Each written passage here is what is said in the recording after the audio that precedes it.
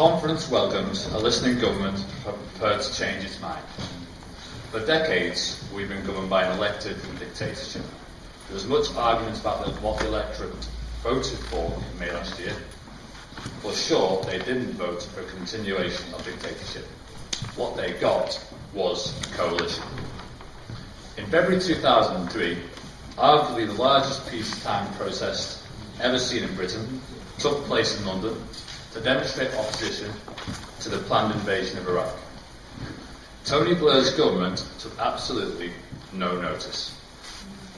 As it happened, the Tories were even more gung-ho than Labour, but it would not have mattered if they had opposed the war. Dictatorship ruled.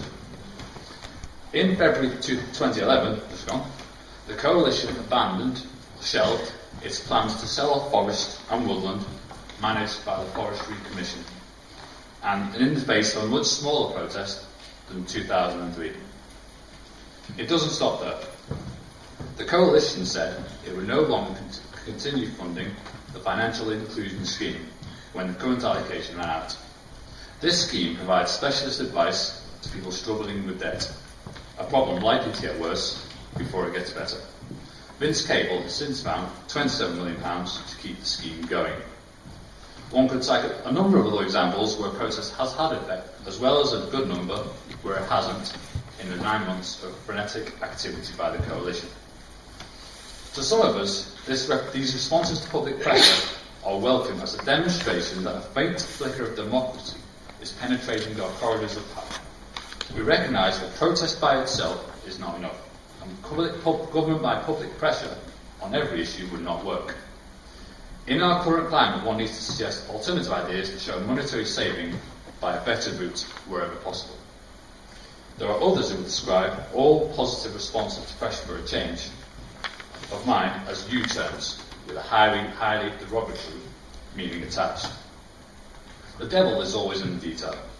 For several elements of the recently published Welfare and Reform Bill to work in practice, it will be necessary to look hard at how people living on benefits can afford the means necessary to get a job when there are already a long list of disincentives that are likely to be made worse by budget cuts. Many job vacancies involve upfront costs to applicants, and there are also potentially weeks where benefits in limbo, but the applicant has not yet been paid. Where is someone living hand to mouth on benefits going to get the money from? The short open debate provides an opportunity for the conference to send a message to Westminster, and a summation will indicate what that message might be. It sums up some of the earlier discussions. Lord Greaves, for example, talking about the struggles that he's had in the House of Lords to get some common sense into government policy. And those sort of themes have come through basically the whole of the morning. So whilst Peter's motion welcomes the fact that the government, under certain circumstances anyway, it has been demonstrably capable of changing its mind, we shouldn't get too excited. The old-fashioned concept that any wavering, however well justified, from the line that has come down from on high represents some weakness or other element of disaster is exceedingly strong still.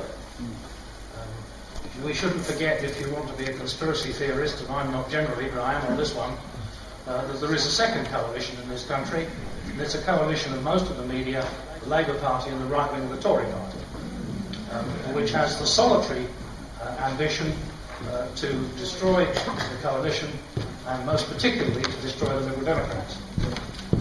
So we shouldn't get carried away by the fact that there have been movements, but I think we should be very encouraged, because it is, as other people have said, the essence of coalition, that you have to make compromise.